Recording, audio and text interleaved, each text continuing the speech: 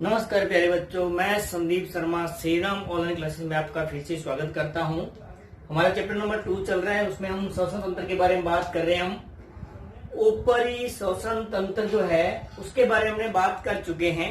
इससे पिछले वाला जो वीडियो था उसमें हमने बात की थी कि जो ऊपर वाला जो सिस्टम जो श्वसन तंत्र है उसके बारे में अपने चर्चा की थी। आज जो हम चर्चा करेंगे निचला श्वसन तंत्र, लोअर रेस्पिरेटरी सिस्टम, इसके बारे में अपने बात करेंगे। इससे पहले अपने इससे ऊपर नासिका, मुख, ग्रसनी, लैरिंक्स यहां तक अपने चर्चा कर चुके हैं। आज जो अपने बात जो करने जा रहे हैं, आज हम बात करेंगे निचला श्वसन तंत्र के बारे में बात करेंगे। उसमें श्वास नली आती है, श्वसनी या श्वसनिका, यानी दोनों अलग अलग ध्यान रखना बच्चों। श्वसनी अलग है, श्वसनिका अलग है। और हम फेफड़ों के बारे में बात करेंगे। ये डायग्राम आप लोगों को दिखाई दे रहा होगा। इस डायग्राम को मैंने अभी साफ नहीं किया, पिछले वीडियो में आपको यही दिखाई दिया होगा। ठीक है, अभी आप देखें कि हम बात करेंगे सबसे पहले श्वास नली के बारे में। किसके बारे में बच्चों बात करेंगे? श्वास नली के बारे में बात करेंगे। श्वास नली के बारे में अगर हम बात करें, ये देखिए बच्चों, यहां पर ये लिखा हुआ है श्वास नली। यहां से लेकर के यहां तक ये जो आपको नजर आ रही है, इसको हम क्या कहते हैं? इसको अपने कहते हैं श्वास नली। और ये कितने लंबी होती है? ये होती है 5 इंच की होती है। 5 इंच लंबी एक क्या होती है? नली होती है। ठीक है, और इसके अंदर खासियत देखो क्या होती है। इसके अंदर ये देखो, यहां पर इसके अंदर क्या होते हैं? इसके अंदर सी आकार के इसमें क्या पाए जाते हैं? अर्धवल्य पाए जाते हैं। सी आकार के क्या पाए जाते हैं? अर्धवल्य पाए जाते हैं। थोड़ा सा मैंने इसको डायग्राम को बनाने के लिए ग्रीन मार्कर से थोड़ा सा मैंने इसको थोड़ा डायग्राम सा बनाया था मैंने, तो आपको नजर आ रहा होगा कि ये पूरे छल्ले हैं। पूरे छल्ले नहीं होते हैं, ये क्या होते हैं? अर्ध छल्ले होते हैं। ये क्या होते हैं? इसके अंदर इसमें सी आकार के छल्ले पाए जाते हैं। क्या पाए जाते हैं बच्चों? सी आकार के छल्ले पाए जाते हैं। इसके ये सी आकार के जो छल्ले होते हैं वो क्यों होते हैं? इसका एक रीजन है। क्योंकि ये जो श्वास नली है, क्योंकि आपको पता है हम सांस नाक से लेते हैं। नाक हमारी जब जुकाम में बंद हो जाती है श्लेष्मा के द्वारा, उस समय क्या होता है कि हमारा जो मुख होता है वो द्वितीयक अंग के रूप में हम मुख से भी सांस ले लेते हैं, परंतु हमारे अंदर यहाँ पे क्या है? श्वास नली तो एक ही है। इसलिए कभी श्लेष्मा के द्वारा ये श्वास नली बंद ना हो जाए, इसलिए इसमें क्या पाए जाते हैं? सी आकार के छल्ले पाए जाते हैं। अगर आप ये देखें, जैसे मैं अगर आपको अगर मैं ये अंगूठी निकाल के ऐसे बताऊं, जैसे ये अंगूठी है, अगर कोई गुब्बारा है, अगर गुब्बारे का ऊपर का जो अगर उसके गुब्बारा है, जैसे ऐसे इस तरह से बैलून है, और ये बैलून का ये ऊपर वाला एक किनारा है जो ऐसे बना हुआ है। अगर इसके अंदर हवा नहीं भरेगी तो ये पास में चिपक जाएगा। परंतु तो इसी बैलून के ऊपर अपने क्या कर देते हैं? यहाँ पर कोई लोहे की रिंग डाल देंगे इस तरह से। ये जो रिंग है वो अगर इसमें डाल देंगे, अगर इसके अंदर ऐसे कोई लोहे की रिंग है वो इसके अंदर ऐसे डाल देंगे इस तरह से, तो क्या वो रबड़ का जो गुब्बारा है क्या वो बंद हो पाएगा? क्या नहीं बंद होगा। इसलिए क्या होता है कि हमारी श्वास नली के अंदर क्या पाए जाते हैं? ये सी आकार के क्या पाए जाते हैं? छल्ले पाए जाते हैं, जो कभी भी इस श्वास नली को आपस में पिचकने नहीं देते। और फिर क्या होते हैं? ये अर्धवल्य होते हैं, इस तरह से होते हैं। ये क्या होते हैं? अर्धवल्य होते हैं, इस तरह से अर्धवल्य होते हैं। क्योंकि पीछे इसके क्या होती है? पीछे इसके भोजन नली होती है। क्या होती है? भोजन नली। तो यानी पीछे इसकी भोजन नली होती है, आगे इसमें क्या होती है? श्वास नली होती है। इसके अंदर क्या पाए जाते हैं? सी आकार के क्या पाए जाते हैं? छल्ले पाए जाते हैं। और इसमें श्लेष्मा का ज्यादा जमाव ना हो जाए। जैसे नाक में श्लेष्मा का जमाव हो जाने से हमें जुकाम हो जाता है और सांस लेने में हमें बड़ी तकलीफ होती है।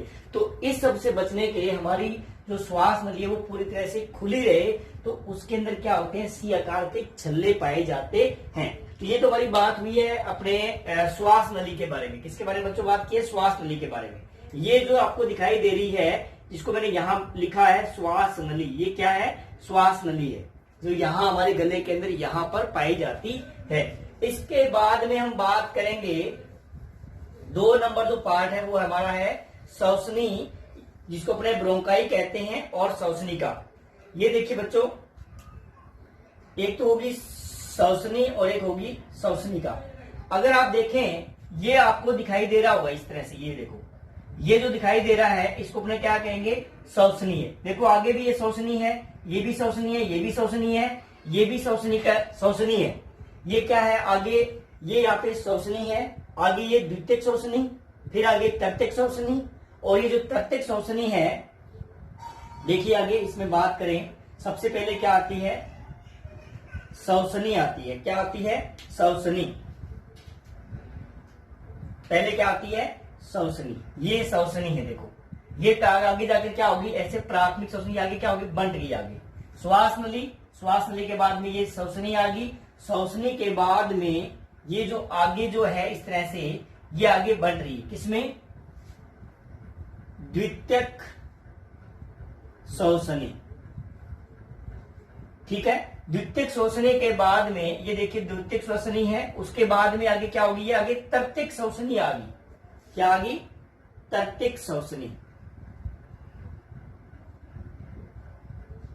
ठीक है, आगे तृतीयक श्वसनिका के बाद में ये जो आगे जो आपको नजर आ रही है, ये वाली, ये जो आगे आपको नजर आ रही है बच्चों, ध्यान से देखना, डायग्राम में पूरी तरह से अलग अलग तरीके से मैंने समझाया आप लोगों को, ध्यान से देखो। ये आगे आपको दिखाई दे रहा होगा इस तरह से, ये देखिए दिखाई दे रहा है ना आपको, ये आगे जो दिखाई दे रही है, ये आगे यहाँ पे क्या है, ये है श्वसनिका, जिसको अपने क्या बोलते हैं, ब्रोंकियोल कहते हैं। ये क्या है, श्वसनिका, जिसको अपने अंग्रेजी में इसको क्या कहते हैं, ब्रोंकियोल कहते हैं।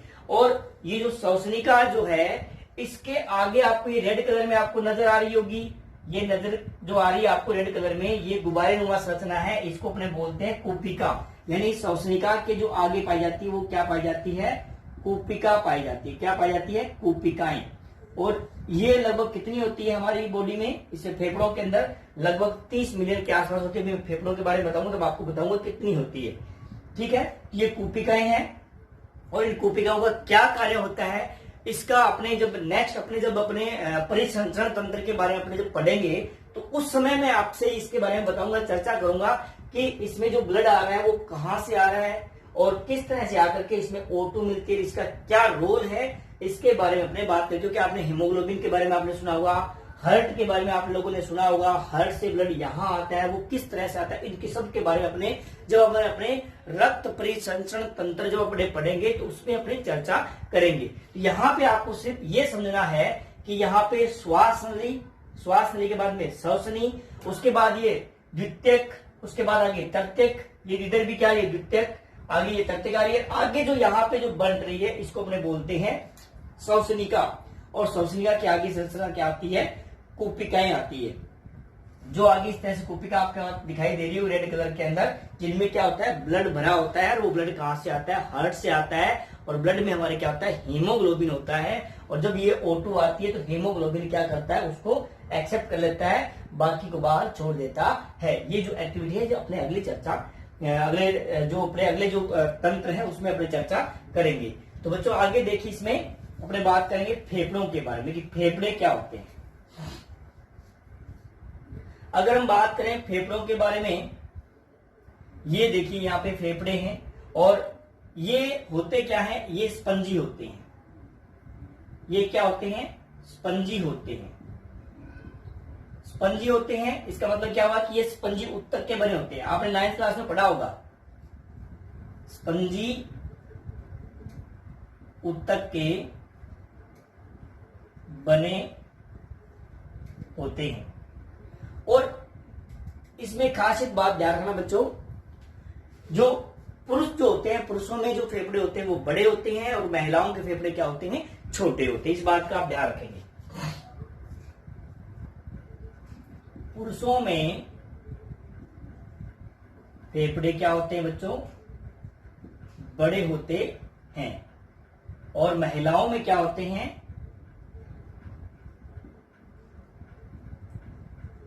फेफड़े छोटे होते हैं। इसके अलावा क्या होता है कि जो आप लोगों को ये नजर आ रहा होगा इस तरह से, देखिए बच्चों, एक तो ये कौन सा है, अगर मैं इस तरह से ये ऐसे खड़ा हूं तो मेरे ये हाथ जो है वो कौन सा है, ये दायां हाथ है, ये कौन सा है, बायां हाथ है। ये चीज हमेशा ध्यान रखनी है, जब बोर्ड पे या हम कागज पे बनाएंगे हमेशा हमारे क्या बनता है, उल्टा बनता है। तो ये जो हमारा इधर वाला दायां हाथ है, ये वाला बायां हाथ है, तो इधर वाला हिस्सा आ रहा है, ये कौन सा होगा, दायां फेफड़ा। तो ये वाला कौन सा होगा, बायां फेफड़ा। तो यहाँ पे आप इधर वाला देखेंगे तो ये कौन सा फेफड़ा है, दायां फेफड़ा। ये वाला कौन सा है, बायां फेफड़ा है। तो इसमें आप देखेंगे कि जो दायां फेफड़ा है, दायां फेफड़ा बाएं फेफड़े की अपेक्षा लंबाई में कम व चौड़ाई में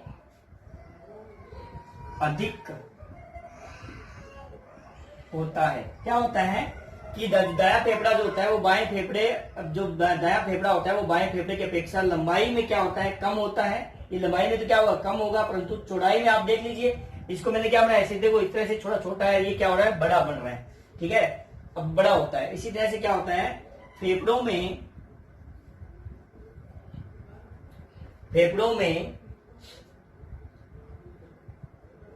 असंख्य श्वसनिका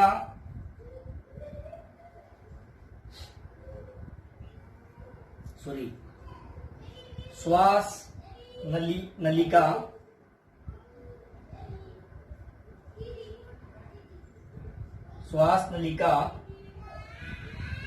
रक्त वाहिनियां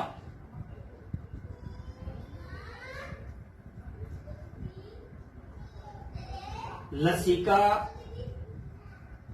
वाहिनियां,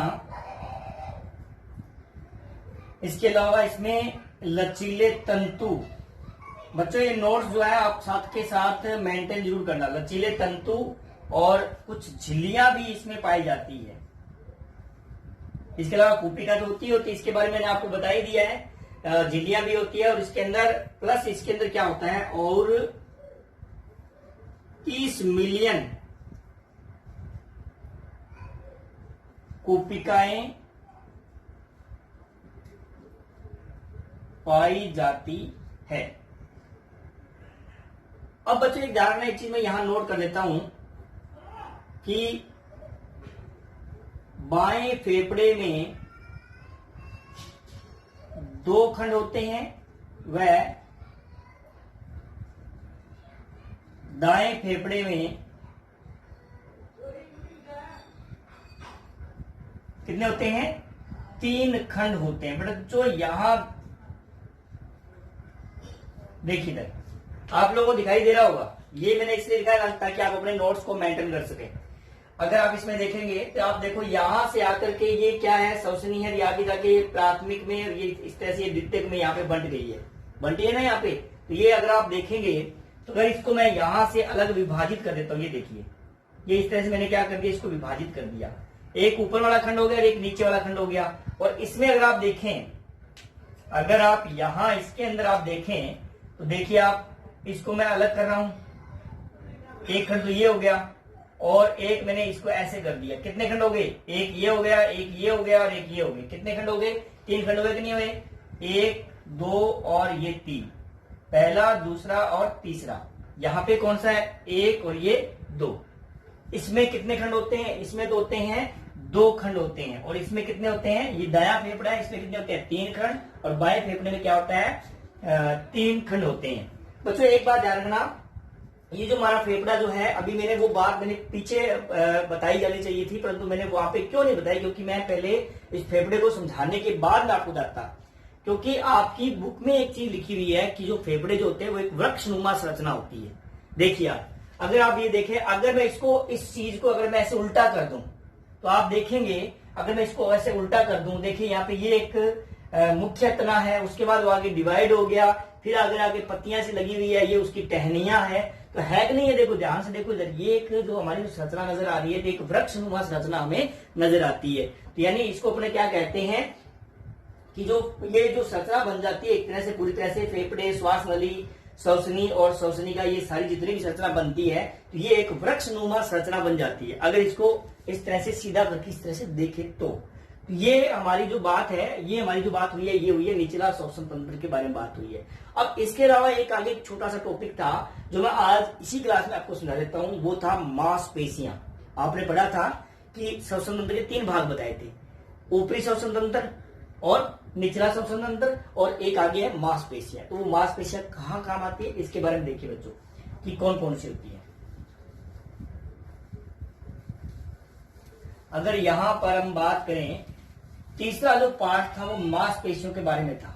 क्या था? मांसपेशियों के बारे में। तो जो मांसपेशियां थी तो वो क्या थी, देखिए इधर ये मैंने यहां पे लिखा हुआ है डायफ्राम। डायफ्राम। अब यहां पर एक नीचे जो मांसपेशियां है, टॉपिक हमारा जो है वो क्या है, आगे सी नंबर जो टॉपिक है वो है मांसपेशियां। ये भी बहुत जरूरी है, बुक में दिया हुआ है, बहुत छोटा सा दे रखा है। तो मांसपेशियां देखो क्या है कि जो हमारे फेफड़े जो होते हैं और उसके नीचे यहाँ पे एक चादर नुमा एक संरचना पाई जाती है, और ये चादर नुमा संरचना इसी को अपने क्या कहते हैं, मध्यपट या डायफ्राम कहते हैं। ये पीछे में मैंने आपको बताया था, आज फिर बता रहा हूं। अब ये जो अगर सीधा हो जाता है, यानी ये ऊपर नीचे इस तरह से होता है, इस तरह से, ऐसे ऐसे, मतलब ऊपर नीचे ये होता है। अगर ये ऊपर नीचे ना होना तो ये जो फेफड़े जो है इसमें से बाहर की वायु अंदर नहीं आएगी, अंदर की वायु बाहर नहीं जाएगी। मतलब शीतलन और अनुशीतलन होना बहुत ज्यादा जरूरी है। यानी ये ऊपर नीचे इस तरह से हो जाता है। कई बार क्या होता है, कई बार पूछ ले जाते हैं कि अगर इसके अंदर इस डायफ्राम में छेद हो जाए तो क्या हो जाएगा, तो हमारा जो ये फेफड़े हैं प्लस हमारा जो हार्ट है वो ऐसे क्या हो जाएगा, लटक जाएगा, हमारी क्या हो जाएगी, मृत्यु हो जाएगी। यानी डायफ्राम, अगर डायफ्राम में छेद हो जाए। अब ये डायफ्राम जो है ये बहुत ही महत्वपूर्ण है। ये डायफ्राम अगर आपने पेट में, अगर आपने देखा होगा इस तरह, अगर अपने पेट पे हाथ लगाते हैं तो पेट पे ऐसे ऊपर नीचे होता रहता है। ये करवाता है, ये ऊपर नीचे वो कौन करवाता है, ये करवाता है, ये डायफ्राम है। क्योंकि बाहर की वायु अंदर जा रही है, अंदर की वायु बाहर जा रही है। तो ये जो मध्यपट जो है डायफ्राम है, ये किसका बना होता है, मांसपेशियों का बना होता है। तो ये मांसपेशियों का बना होता है, और ये मांसपेशियां जो होती है ये वायु को अंदर की वायु बाहर, बाहर की वायु अंदर। इसके अलावा हम बात करेंगे श्वसन की कार्यकी के बारे में। श्वसन 2 प्रकार का होता है, आंतरिक श्वसन और बाह्य श्वसन। श्वसन की अगर बात करें कार्यकी के बारे में, श्वसन के प्रकार के बारे में बात करें, श्वसन के प्रकार, या हम बात करें श्वसन की कार्यकी के बारे में, तो श्वसन क्या होता है, एक तो होता है अपने बाह्य श्वसन, और दूसरा जो होता है वो कौन सा होता है, दूसरा होता है आंतरिक श्वसन। ये जो बाह्य श्वसन होता है ये किसके बीच में होता है, देखो ये होता है वायुमंडल प्लस वायुमंडल व फेफड़ों के मध्य। बच्चों बताऊंगा भैया कैसे होता है। और ये जो होता है वो किसके होता है, ये होता है यानी वायु प्लस रक्त के बीच। यानी अगर हम बात करें, सॉरी, रक्त प्लस कोशिका के बीच। श्वसन 2 प्रकार का होता है। श्वसन की कार्यकी के बारे में बात करें हम, तो एक होता है बाह्य श्वसन, एक होता है आंतरिक श्वसन। बाह्य श्वसन जो होता है वो होता है जैसे बाहर से वायु जो आ रही है, जैसे नासिका से वायु आ रही है, वो फेफड़ों में आ रही है, आ रही कि नहीं आ रही है, ये सीधी यहां आ रही है, यहां से ब्लड में सीधी दी जा रही है। तो ये क्या हुआ, इस तरह से क्या हुआ, एक तरह से बाह्य श्वसन हुआ। क्या हुआ, किसके बीच में हो रहा है, वायुमंडल और फेफड़ों के मध्य, वायुमंडल और फेफड़ों के मध्य। फिर क्या हुआ कि यहां से जो वायु आई है, जो ऑक्सीजन जो आई है, उस ऑक्सीजन को आगे ब्लड में पहुंचाया जा रहा है। और वो ब्लड कहाँ पहुंचा रहा है, जो ब्लड है, रक्त है, वो कहाँ लेके जा रहा है, कोशिका में लेके जा रहा है, सेल्स में लेके जा रहा है। तो इन दोनों के जो बीच में श्वसन, जो O2 का जो आदान प्रदान हो रहा है वो आंतरिक श्वसन कहलाता है। यानी श्वसन के कितने प्रकार होंगे, 2 प्रकार होंगे। ठीक है, वायुमंडल में, वायुमंडल और फेफड़ों के मध्य होगा, उसको हम क्या बोलेंगे, बाह्य श्वसन। और आंतरिक श्वसन जो होगा वो क्या होगा, किसके बीच में होगा, रक्त और कोशिका के बीच में होगा। तो अगर जो नेक्स्ट जो क्लास रहेगी हम उसमें पढ़ेंगे, बहुत ही इंपॉर्टेंट टॉपिक है, वो है परिसंचरण तंत्र के बारे में अपने पढ़ेंगे, रक्त के बारे में पढ़ेंगे। और अपने स्कूल का जो चैनल जो है उसको आप सब्सक्राइब कीजिए और इसको ज्यादा से ज्यादा आप इसको वीडियो को देखें और जो नोट्स हैं वो अपने साथ के साथ मेंटेन करें। धन्यवाद।